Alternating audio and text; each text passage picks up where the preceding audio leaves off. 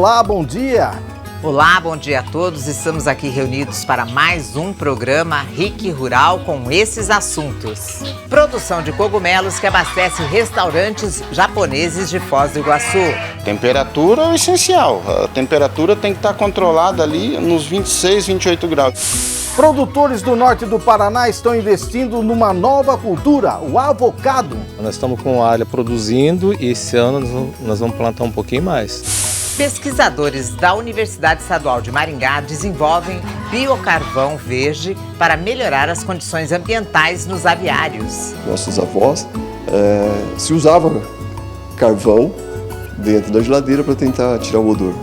Por causa do calor e chuvas intensas, as hortaliças estão entre as principais culturas mais prejudicadas nesse período. No caso do calor excessivo, ele contribui para a proliferação maior de alguns insetos, no caso a tríplice. E por conta dos frequentes apagões e oscilações de energia, entidades do setor produtivo do interior do estado cobram soluções da Copel. Você tem hoje máquinas com automação, são máquinas que estão sujeitas aí a uma programação via computador. Decisão do ministro Edson Fachin do Supremo Tribunal Federal de continuar as demarcações de terras indígenas na região de Guaíra causa tensão na região e a FAEP fala em falta de competência do STF em avaliar essas demarcações. Ele decidiu pela suspensão da suspensão. Ele determinou que fossem retomados os processos demarcatórios. No Sabor da Terra deste domingo, a receita de um delicioso pão caseiro com gostinho de infância. O programa RIC Rural já começou.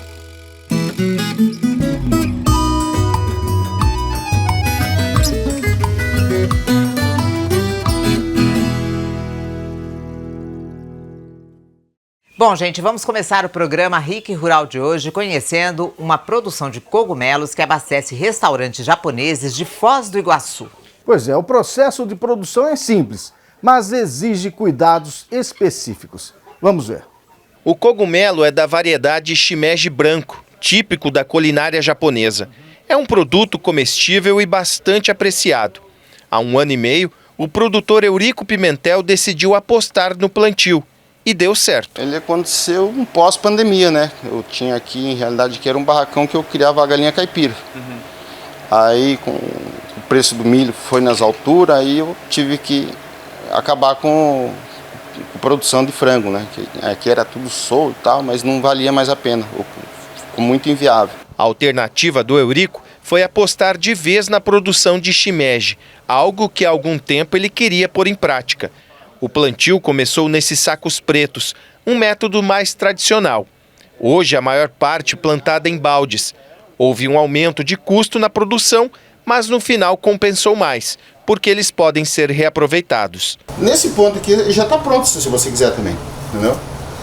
Tem gente que prefere ele assim, tem gente que prefere ele assim, que é melhor para cortar, para fazer refogado, entendeu? O processo de produção é simples, mas exige cuidados específicos. Primeiro, o Eurico consegue as palhas de trigo, que é de onde o cogumelo vai extrair todos os nutrientes para se desenvolver. Depois, essas palhas são esterilizadas e, na sequência, passam pela secagem. Essa fase de preparo da palha leva mais ou menos uns 15 dias. Na hora do plantio, ele usa baldes com vários furos por onde o cogumelo vai sair. Primeiro, ele forra o balde com as palhas. Depois joga as sementes de shimeji, cobre novamente com palha e pronto. Agora é só levar os baldes à estufa. O ambiente tem o ar e a umidade controlados. Essa espécie de cogumelo precisa de um clima mais ameno e, como Foz do Iguaçu é quente, tem horas que é preciso improvisar. Temperatura é o essencial. A temperatura tem que estar controlada ali nos 26, 28 graus. E esses últimos dias tem ficado bem cabuloso, entendeu? São coisas que a gente vai tendo que, se aperfeiçoando, porque aqui, em realidade, é muito quente, entendeu? Depois de plantado, o shimeji leva mais ou menos uns 15 dias para se desenvolver. E aí ele já pode ser colhido, tanto deste tamanho aqui, quanto deste outro. Depende do gosto do cliente. O processo de produção leva mais ou menos uns 2 meses. E aí o balde tem que ser esvaziado e recomeça tudo de novo. Hoje, seu Eurico consegue produzir cerca de 600 quilos de cogumelos por mês e abastecer restaurantes japoneses de Foz do Iguaçu. Mas a ideia é triplicar essa produção e expandir para outras cidades também. Eu já quero chegar na média no 1.200 quilos, porque eu tenho mais uma clientela de restaurantes aqui que pedem, mas eu não tinha condições ainda, que eu estava me aperfeiçoando, né? Igual Cascavel, vamos começar a atender Cascavel também, por isso que eu já, para esse mês que vem agora, já a ideia é chegar nos 1.200, mas até final de ano eu quero chegar nos 2.000 quilos. Em 1 ano e meio de produção, ele já gerou 13 empregos e não deve parar por aí. Hoje o meu foco aqui é segunda, terça, quarta, quinta, sexta, sábado, domingo, porque esse aqui não para, entendeu? Eu tenho mais 3 que estão me colaborando ali comigo, entendeu? E aí agora a intenção, depois que eu pôr tudo em ordem aqui, deixar um de guarda aqui no fim de semana, porque eu não tenho mais feriado, não tenho mais sábado, não tenho mais domingo, tá? Mas tá dando bom. Tá bom, graças a Deus, cara. Produtores de açaí e outras cidades da região norte e do norte pioneiro do Paraná estão investindo numa nova cultura, o avocado, ou abacate Hass. Um tipo de abacate muito apreciado pelos europeus, tanto que 90% do que é produzido nessas lavouras é exportado para lá. Os produtores que trocaram o cultivo da laranja pelo avocado estão para lá de satisfeitos com a produtividade e os lucros. Acompanhe.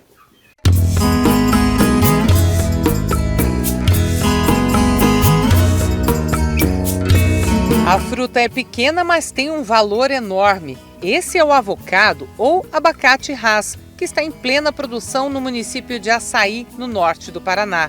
Aos 3 anos, a planta já começa a produzir. Nesta safra, que será colhida agora em março, a expectativa é que cada pé como este produza 50 quilos da fruta, uma excelente opção para cultivo em áreas pequenas. Nós escolhemos ele como uma opção de diversificação aqui para a região de Açaí, Amoreira e Nova América, para o pequeno produtor rural associado da cooperativa Nova Cítrus. Por que isso aí? Pela alta renda que ele proporciona para o produtor rural, desde que ele faça todos os tratos e conduções corretas, e pela proximidade do estado de São Paulo, que é o estado que exporta o fruto para a Europa. O avocado surgiu como opção de diversificação às plantações de laranja na região. O projeto é uma parceria do IDR e a cooperativa Nova Cítrus. Com a crise na laranja hoje, com muita doença, então o produtor está se mudando um pouco para a fruticultura no modo geral. Então a cooperativa apoia, vai atrás, busca tecnologia, apoia na comercialização e tudo que o produtor precisa, a cooperativa corre atrás. Além de açaí, produtores de Nova América da Colina e São Sebastião da Amoreira também estão apostando no avocado.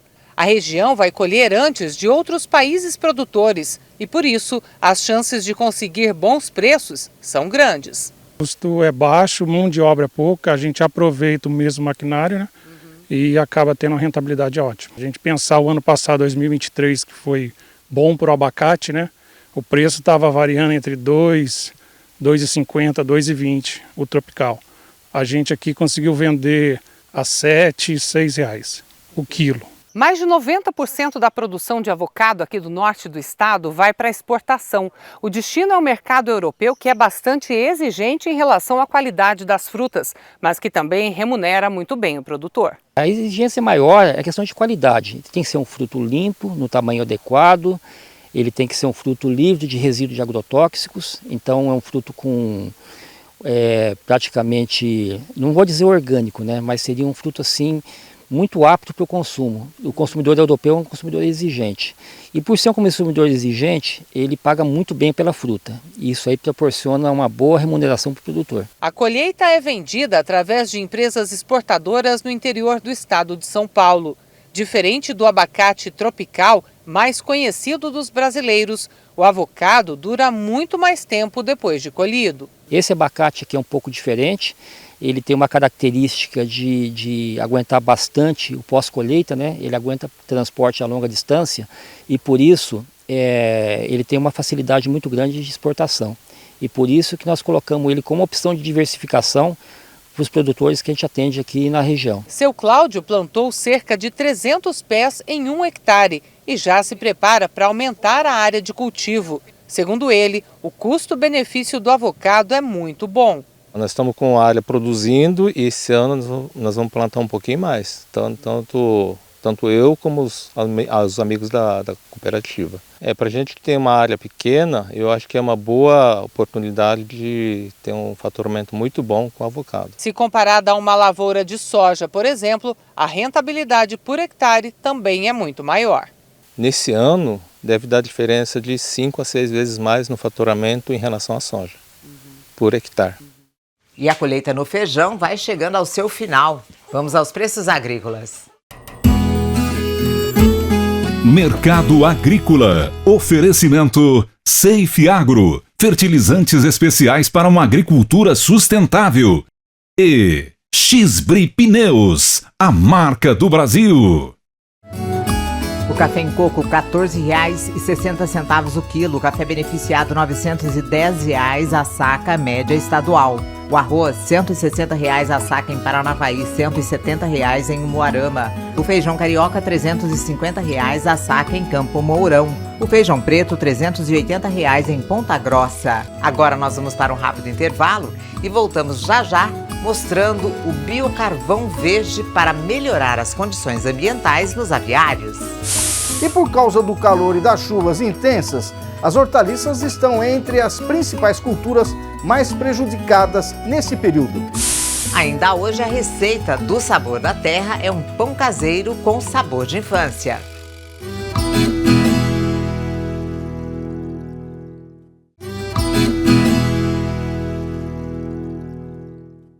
Estamos de volta e agora você vai conhecer o biocarvão verde. Pois é, mais uma patente de pesquisadores da Universidade Estadual de Maringá que desenvolveram o biocarvão verde para acabar com o mau cheiro nos aviários, melhorando as condições ambientais tanto de quem trabalha, nesses lugares, como dos próprios animais. Vamos ver. Dentro dos aviários, além das próprias aves, existe algo que é bem comum. Essas cascas de madeira ou arroz para forrar o chão onde as galinhas e pintinhos ficam em cima. Os produtos, junto com os resíduos deixados pelas aves, formam a chamada cama de frango. O problema é que, devido a isso, a quantidade de amônia liberada no ar é alta. Nos aviários ele tem esse problema de prejudicar no crescimento das aves. A princípio, uma das grandes preocupações é com o seu desenvolvimento quando pequeno, essas aves. Algumas aves morrem aí devido à cegueira, problemas respiratórios. E quando essa amônia está na atmosfera, algumas reações fotoquímicas vão levá-la a ser um precursor de gases do efeito estufa, que aí tem outras questões ambientais envolvidas. Este é o Vitor, professor do Departamento de Química da Universidade Estadual de Maringá e responsável pelo laboratório. Ele, junto com a Amanda, que já foi aluna do próprio Vitor e hoje é pesquisadora do Instituto Internacional de Sustentabilidade, sabendo dessa alta produção de amônia nos aviários, tiveram uma ideia para tentar ajudar. Lembrando lá dos nossos avós, se usava carvão dentro da geladeira para tentar tirar o odor. Aí o princípio começou a surgir a partir disso daí, a ideia que a gente está propondo aí no trabalho. Foi o fino do carvão, um resíduo produzido em grande escala, mas que costuma ser descartado, que os dois misturaram na cama de frango. E o resultado no laboratório foi excelente. Esse biocarvão ele atua como uma esponja nesses ambientes. Então, quando inserido nos aviários, esse material permite a absorção desses gases que são nocivos, E com isso a gente tem uma melhora aí, tanto uma diminuição na mortalidade das aves, uma melhora nas condições ambientais, uma melhora nas condições para os trabalhadores e também para o meio ambiente. O produto foi tão bom que recentemente eles conseguiram, junto ao Instituto Nacional da Propriedade Industrial, a patente verde para o biocarvão ativado e o biocarvão enriquecido com nitrogênio para aplicação em aviários. O próximo passo para os pesquisadores é encontrar um avicultor para justamente testar o produto em grande escala em um aviário. Além disso, após esse processo, o produto ainda pode vir a se tornar um excelente adubo. Ele pode estar enriquecido com nitrogênio e, consequentemente, ser um material que possa ter um valor agregado, que possa aí melhorar o desenvolvimento das plantas quando aplicado como adubo. Ou seja, ele completa o ciclo sem precisar ser descartado. Essa é a ideia, a gente ter um ciclo que venha propor uma sustentabilidade de um material. Enquanto tentam um aviário para conseguir aplicar o biocarvão, os pesquisadores comemoram a patente verde. Esse material em si a gente viu com uma grande alegria, porque a gente acredita que possa ter uma finalidade bem importante para os avicultores. Representando um ganho econômico para o produtor, uma vez que a gente tem um menor gasto energético para a circulação de ar nesses ambientes e também um ganho com a menor mortalidade das aves. Calor extremo e chuvas intensas. Está aí o roteiro clássico de um verão no Paraná. E não somos só nós, não, que precisamos ficar atentos e nos proteger de qualquer impacto negativo da estação. Pois é, as hortaliças estão entre as principais culturas mais prejudicadas nesse período. Acompanhe.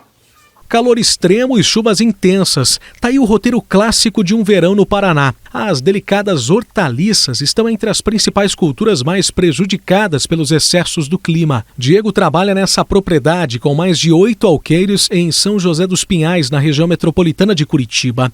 A especialidade é alface, rúcula, cebolinha, salsão e agrião. Aqui 90% das folhagens são para abastecer supermercados do Paraná e Santa Catarina. Já o restante vai para restaurantes da região. Com a alta demanda, somente estufas gigantes como essa para garantir a qualidade do produto. Tem que ter um manejo muito cuidadoso, principalmente nos extremos. No caso do calor excessivo, ele contribui para a proliferação maior de alguns insetos, no caso a tríplice, que é um inseto que em poucos dias de calor ele se prolifera em uma quantidade extrema. Ela se prolifera muito mais ainda juntamente com a umidade alta, certo? Então não é só o calor que afeta, juntamente com a umidade ela pode afetar mais ainda. Além de proteger as hortaliças do mau tempo, as estufas evitam que o sol escaldante dos dias de verão estrague as folhas. As estruturas são equipadas com bancadas hidropônicas, ou seja, as verduras são cultivadas em contato direto com a água e bem longe do chão, o que garante uma segurança maior aos extremos da estação mais quente do ano. Por aqui, os fluxos de água são colocados direto na raiz de cada hortaliça, a cada 15 minutos. No caso da hidroponia, sim, tem uma proteção um pouco maior. Um dia de temperaturas amenas como o de hoje, na casa dos 20, 22 graus, já é propício para o desenvolvimento saudável das hortaliças. Mas ainda assim, falta um elemento importante, a luz solar, fundamental para que as folhas cresçam, fiquem bonitas, como a gente está observando aqui. Pois é uma conta difícil de equilibrar, ainda mais no verão, com chuvas intensas e um abafamento muito fácil em uma estufa como essa. O maior desafio nessa conta fica para a alface e rúcula, as mais sensíveis ao calor em excesso. Aqui na propriedade do Diego, o maior problema nesse início de ano tem sido com a rúcula. Parte das cultivadas já apresentam desde o início do ciclo problemas evidentes nas folhas, como se fossem queimaduras. Tudo por causa das altas temperaturas que aumentam e muito o abafamento dentro das estufas. Esse estresse, no caso, ocorre principalmente por conta do calor excessivo no início do ciclo, na qual é a fase mais sensível da planta, né? Então, como você pode ver, essas folhas de baixo eram as primeiras folhas que ela formou, já estavam manchadas, né? Já estavam estressadas. Infelizmente, não há muito o que se fazer para evitar ou até mesmo minimizar o problema com a hortaliça. E em muitos casos, o que resta é descartar as folhas quase por inteiro. Por sorte, as verduras prejudicadas são minoria. Em uma bancada como essa, por exemplo, a perda fica na casa de 20%. As variações bruscas no clima afetam também outras verduras e até legumes. Na Ceasa, em Curitiba, produtores têm notado as dificuldades. Nando trabalha na área há quase 50 anos e conta que todos os dias depende do clima. O alto volume de chuvas em outubro do ano passado e depois excesso de calor prejudicaram muito o setor. Está muito difícil porque está muito quente. A gente planta, morre as mudas, aí tem que plantar novamente. Por isso que essa mercadoria feia do jeito que está. Esse produto aqui, esse produto já está amarelado, entendeu? Que os fregueses não compram, entendeu? Então a gente faz doação para o Banco de Alimentos aqui no Ceasa. Entre as verduras mais afetadas estão o brócolis, encontrado por muitos produtores e revendedores com coloração amarelada e qualidade inferior, e a alface, também danificada pelas altas temperaturas. O técnico de mercado da Ceasa conta que com a diminuição da temperatura e as chuvas dos últimos dias, a expectativa é de melhora na produção. Algumas culturas do ciclo mais curto, né, alface, por exemplo, a gente acredita que nos próximos 30 dias a gente já vai observar o mercado com produtos de qualidade melhor. Agora, couve-flor, cenoura, os legumes em geral, esses produtos aí demoram um pouco mais, né? E chegou a hora do Coisas da Roça.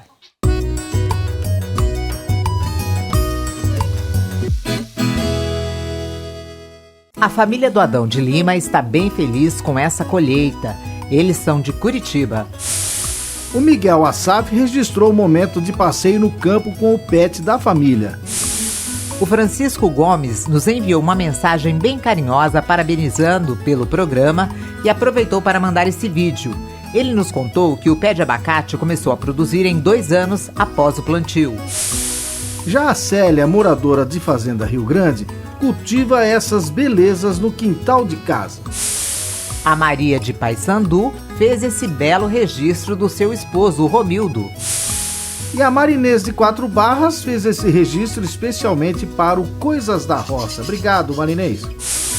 Wilson encontrou essa mandioca de mais de 1 metro durante a colheita na propriedade em Cerro Azul, aqui no Paraná. O Luiz Carlos Machado, morador do Jardim Silvestre, em Maringá, enviou pra gente a foto das plantinhas que ele cultiva em casa. Que capricho, hein, Luiz Carlos? A Andréia, do Mato Grosso, registrou o momento em que a porca alimentava os filhotinhos. O Jorge e a Dianair, de Araçatuba, nos contou que assistem o programa pelo YouTube e preparam essa receita, o mané pelado, um bolo feito de mandioca, queijo e coco. Deve ser bom, hein, Jorge? A Alice, de Paranavaí, disse que ama enfeitar a casa com flores. Essas ficam na cozinha e no banheiro.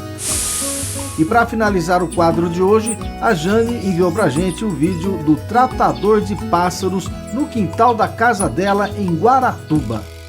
Participe do Coisas da Roça você também. Registre um momento bacana da área rural ou de uma imagem que você acha bonita e mande a sua foto ou vídeo para o nosso WhatsApp. 44 99855 8787. Pois é, estamos esperando aí a sua foto ou vídeo. E vamos aos preços agrícolas: soja, milho e trigo. Mercado Agrícola. Oferecimento Safe Agro. Fertilizantes especiais para uma agricultura sustentável. E Xbri Pneus, a marca do Brasil. O milho, R$ 50,00 a saca em Londrina, R$ 52,00 em Ponta Grossa. A soja, R$ 105,00 a saca em Londrina e Maringá. O trigo, R$ 65,00 a saca em Maringá, R$ 66,00 em Cascavel. E a tonelada da raiz de mandioca, R$ 522,00 nas principais praças de produção do estado. Nós vamos para um rápido intervalo e você vai ver: apagões e oscilações de energia no interior causam prejuízos no campo e nas indústrias. Vai ver também que decisão do ministro Edson Fachin do Supremo Tribunal Federal de continuar as demarcações de terras indígenas na região de Guaíra causa tensão na região e a FAEP fala em falta de competência do STF em avaliar essas demarcações.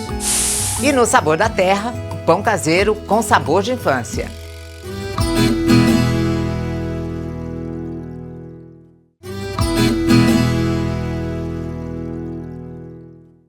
Bom, gente, estamos de volta e dando continuidade ao RIC Rural de hoje. Você vai ver agora que representantes de entidades do setor produtivo estiveram na sede da Copel em Curitiba nesta última semana para cobrar soluções para os constantes apagões que vem sendo aí registrado no interior do estado.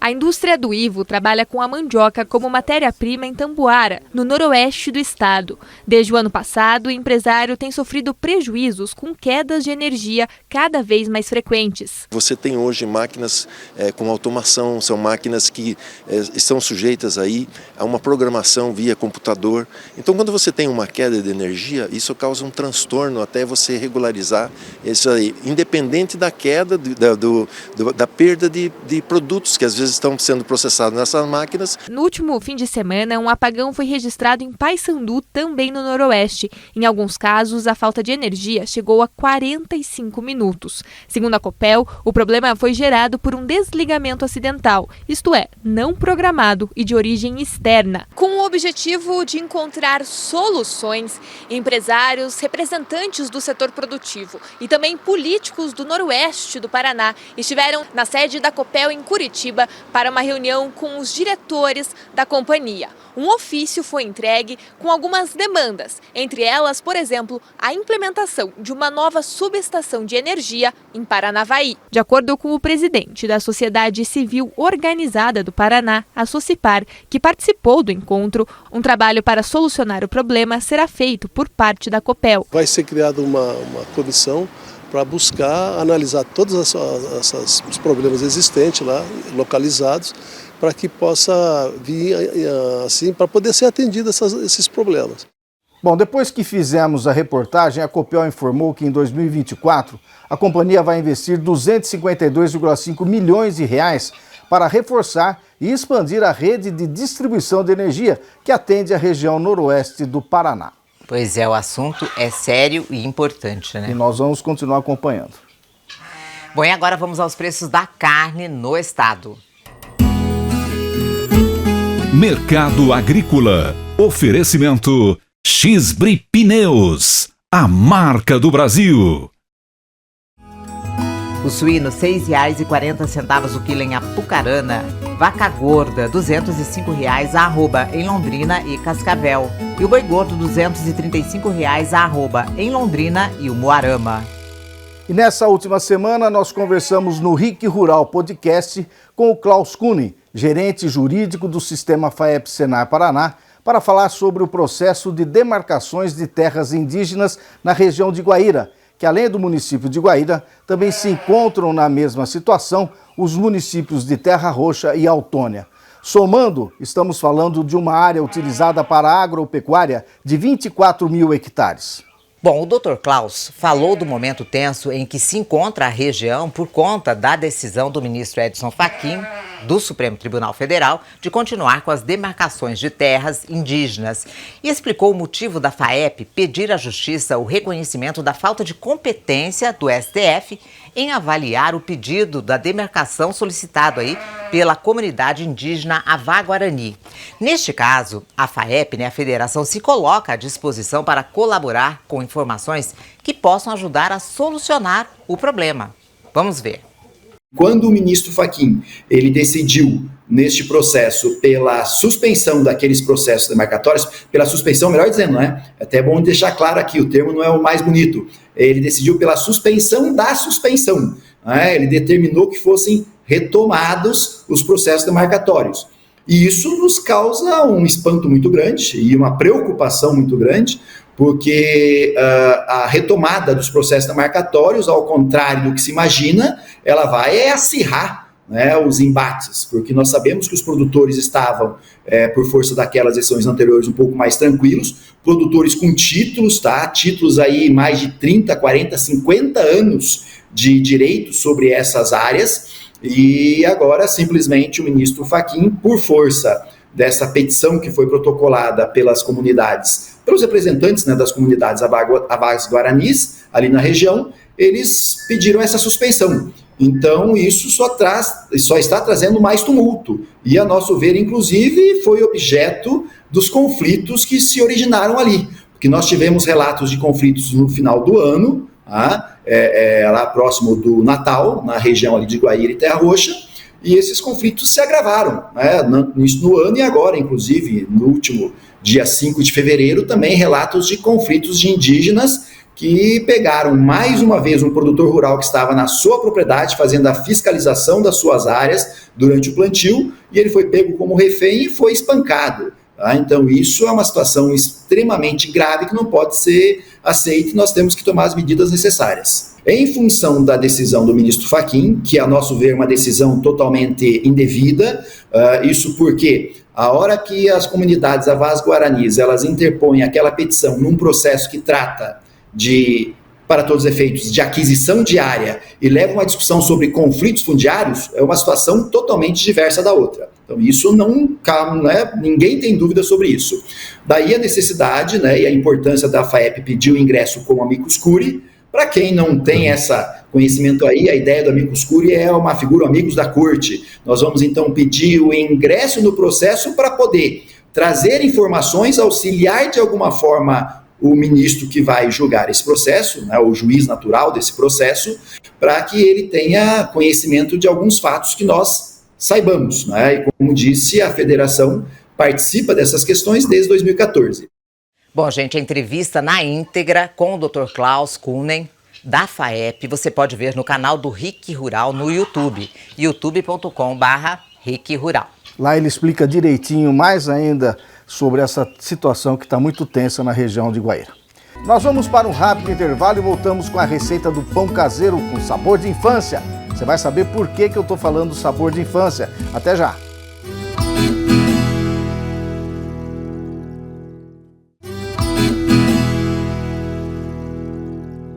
Bom, e agora sabor da terra com a receita de um pão caseiro com sabor de infância. Veja por que eu estou falando isso.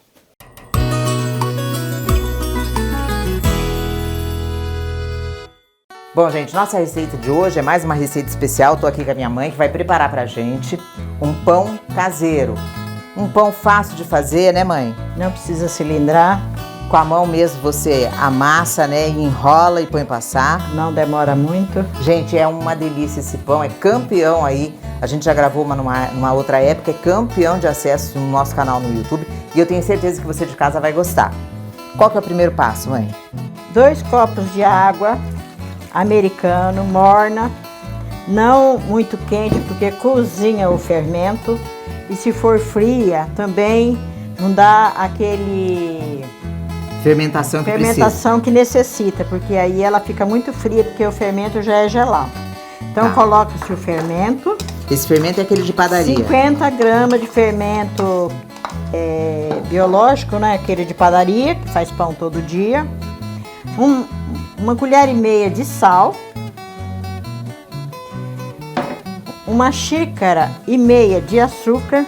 Aqui a senhora está usando açúcar cristal. Açúcar cristal, agora a gente mexe e vou adicionar aqui 3 xícaras de trigo. Aí eu mexo bem e deixo por pelo menos uns 20 minutos até esse fermento, essa massa fermentar, porque se já pôr tudo de uma vez, ele demora muito. E assim o fermento já estando crescido, você acrescenta os outros ingredientes e no instante ele cresce e fica uma massa muito boa. Agora nós pegamos um guardanapos, vamos cobrir por 20 minutos. O fermento já crescido, agora vamos aos outros ingredientes. Meio copo de óleo e eu tenho aqui 1 xícara de nata. Quem não tem nata, pode pôr banha de porco, quem gosta. Quem não gosta, acrescenta aí mais um pouco mais o óleo. Coloco 2 ovos. Já batidos. Já batidos. E agora acrescento a farinha. Vou acrescentando a farinha. Pode colocar, Rose. De pouco, né? De pouco, eu vou mexendo até ficar o ponto da massa crescer e a gente enrolar o pão. Vai mais ou menos uns 2 quilos de farinha de trigo e vamos prosseguindo. O pão não adianta, né, mãe? Tem que ser com a mão mesmo, né, para amassar. A mão, não tem jeito, não precisa cilindrar. Eu não cilindro, já boto para crescer Enrolo e ponho para assar. Aqui tem 2 quilos de farinha? 2 quilos. Mais ou menos, porque eu já coloquei já no começo, né? Às vezes nem vai toda a farinha.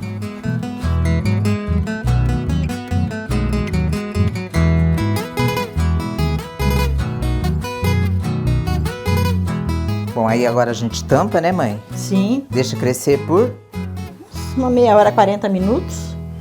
Certo. E já tá pronta para abrir, para poder pôr na forma passar. Vamos esperar agora, gente. Bom, gente, nosso pão, a massa já cresceu, né, mãe? Agora o que a senhora vai fazer? Vamos abrir e enrolar para preparar para assar.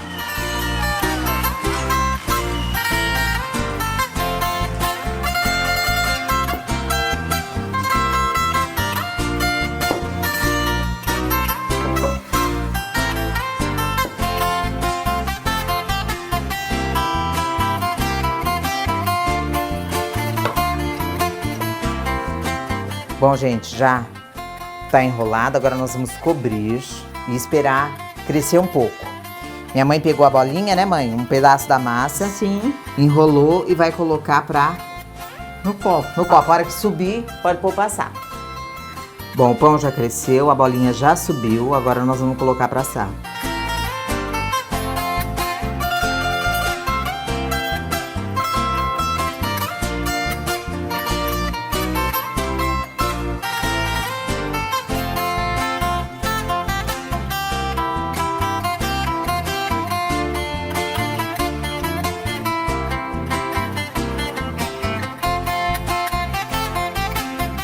Bom, gente, chegou a hora de nós experimentarmos o nosso pão. Olha que coisa mais linda. Minha mãe já cortou aqui o pão para nós. Agora eu vou servir um café. Mãe, passa a manteiguinha aí no pão. O cheiro tá maravilhoso. Cafezinho que minha mãe fez, que eu adoro. Uma manteiguinha pura. Manteiguinha pura.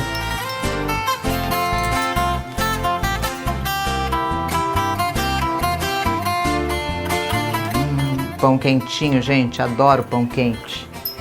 Antigamente a mãe não deixava a gente comer muito, né, mãe? Dizia que dava dor de barriga. Hoje em dia, tudo pode, né? É, verdade. Que delícia, gente. Olha só, que macio.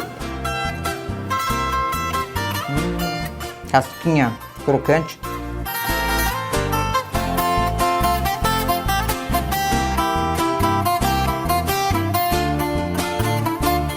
Que delícia. Bom demais, gente. Obrigada, mãe.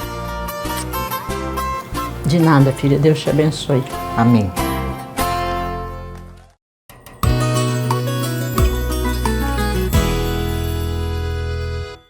Bom, nós reprisamos essa receita que foi exibida em plena pandemia de 2021 para fazer uma homenagem à Dona Darcy, mãe da Rose, que nos deixou recentemente. Dona Darcy foi uma mulher encantadora, dona de uma queridice sem igual. Obrigado, sogra, que Deus a tenha em seus braços. Obrigado, mãe, já estou com saudade de ouvir a senhora me falar. Deus abençoe minha filha.